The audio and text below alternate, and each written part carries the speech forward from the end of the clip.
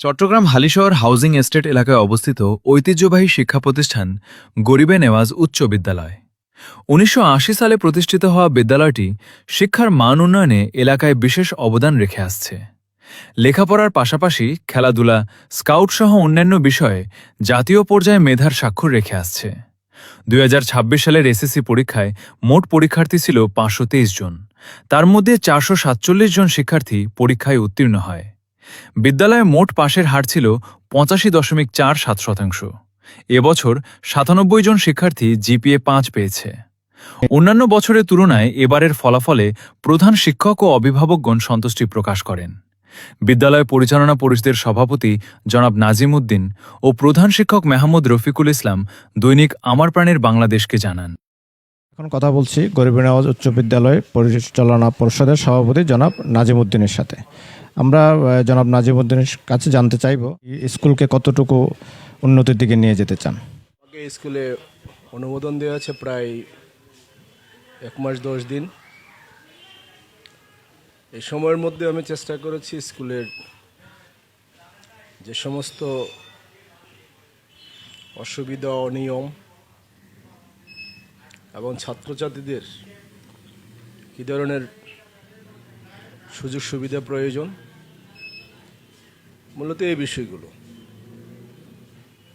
আর অগ্রগতির ব্যাপারে বা আমি এখানে আসছি বিশেষ করে আমাদের যিনি মাননীয় সংসদ সদস্য সাইদ আল নোমান, ওনার শিক্ষা দৃষ্টিভঙ্গি সম্পর্কে বলার অবকাশ নেই।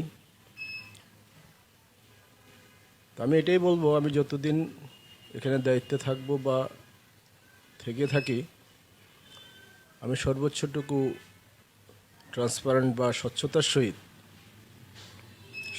সহিত আমার উপর অর্পিত দায়িত্ব আমি পালন করার সর্বাত্মক চেষ্টা করব এবং চেষ্টা করে যাচ্ছি। গতকালকের যে ফলাফল, এই স্কুলে সার্বজনীন যে ফলাফল দেশব্যাপী, সেই ফলাফলের উপরে বেসিস করে শুরুতেই বলতে হচ্ছে আমাদের যে পাশের হার, ডেফিনেটলি এটা সন্তোষজনক। কেন সন্তোষজনক তার ব্যাখ্যা প্রধান শিক্ষক রফিক সাহেব বোধহয় আপনাকে দিয়েছেন। বর্তমান শিক্ষা ব্যবস্থা যে সংস্কার হতে যাচ্ছে, সেটার সাথে সমন্বয় রেখে চলতে হলে আমার কাছে যেটা মনে হলো, স্কুলের ছাত্রছাত্রীরা এটা বৃহৎ অংশ স্কুল বিমুখ। এটার জন্য আমি ব্যক্তিগতভাবে বিগত বেশ কিছুদিন যেটা পর্যবেক্ষণ করেছি, সেক্ষেত্রে আমি শিক্ষক কিংবা পরিচালনা পরিষদকে খুব একটা দোষারোপে অভিযুক্ত করতে পারি না। কারণ দীর্ঘদিনের শিক্ষা ব্যবস্থাপনার যে ঘাটতি, অব্যবস্থাপনা, সেই অবস্থাপনার প্রেক্ষাপটে তারই ধারাবাহিকতায় ছাত্রছাত্রীদের, অভিভাবকদের একটা দৃষ্টিভঙ্গি প্রাইভেট এবং কোচিং নির্ভর হয়ে গেছে অনেকটা, যা সামষ্টিক শিক্ষা ব্যবস্থার জন্য একটা অশুভ সংকেত বলে আমি মনে করি। এখান থেকে ফিরে আসতে হলে, আগামীতে আরও ভালো ফলাফল করতে হলে অভিভাবকদেরকে অবশ্যই এবং টিচার, স্কুল পরিচালনা পরিষদের সমন্বয়ে ছাত্রছাত্রীদেরকে অন্তত 80% উপস্থিতি যদি রাখা যায়, তাহলে ভবিষ্যতে পাশের হার বা পাশের যা শিক্ষা ব্যবস্থার মান অনেক বৃদ্ধি পাবে বলে এটাই আমি আমার আশাবাদ ব্যক্ত করছি। ধন্যবাদ। আমাদের বর্তমান যে শিক্ষামন্ত্রী, যে ওনার দ্বারা আমাদের শিক্ষা ব্যবস্থার আমূল পরিবর্তন হবে এবং আমরা এখনও সবাই আশাবাদী। এবং ওনার যে স্পৃহা ছিল এবং আমাদের কাছে যে ওনার এই বাংলাদেশের শিক্ষা ব্যবস্থাকে আমূল পরিবর্তন করার জন্য ওনার যে প্রত্যাশা ছিল, সেই প্রত্যাশার আমার মনে হয় এই বছরের এসএসসির ফলাফলে সেটা আমরা উপলব্ধি করেছি। তো আমাদের উপলব্ধি, একটাই উপলব্ধি আমরা কোনটা করেছি সে বিষয়ে একটু বলতে হয় যে আমাদের বর্তমান শিক্ষামন্ত্রী চাচ্ছেন যে তৃণমূল পর্যায় থেকে সর্বোচ্চ পর্যায়ে শিক্ষা ব্যবস্থার আমূল পরিবর্তন।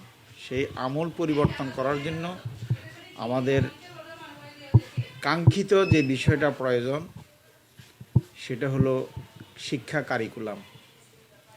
যতদিন পর্যন্ত বাংলাদেশের একটা শিক্ষা কারিকুলাম, সন্তোষজনক শিক্ষা কারিকুলাম আসবে না, ততদিন পর্যন্ত শিক্ষা ব্যবস্থার আমূল পরিবর্তন হবে না।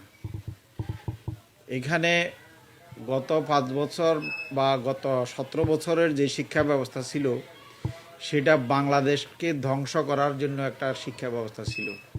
যেই শিক্ষা ব্যবস্থা বাংলাদেশের শিক্ষার্থীদেরকে দিয়েছে আলু ভাজি, আলু ভর্তা, শিম ভাজি, ডাল ভাজি ইত্যাদি ইত্যাদি, যেগুলো আমরা বাধ্য হয়ে শিক্ষা প্রতিষ্ঠান করতে হয়েছে। তা আমরা সেইটার থেকে সরে আসছি।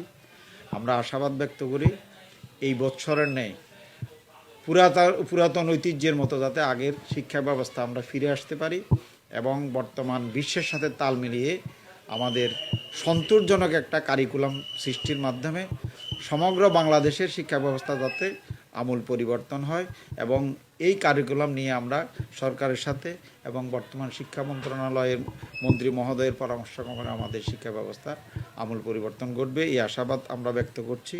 প্রেসিডেন্ট অ্যাওয়ার্ডের জন্য শিক্ষার্থী প্রার্থী থাকে, প্রেসিডেন্ট এই অ্যাওয়ার্ড পেয়ে থাকে, সমাজ উন্নয়ন অ্যাওয়ার্ড হতে স্কাউটিং, গার্লস গাইড, তারপরে আমাদের রেড কিচেন সবগুলাই এই প্রতিষ্ঠানে আছে এবং চলমান আছে।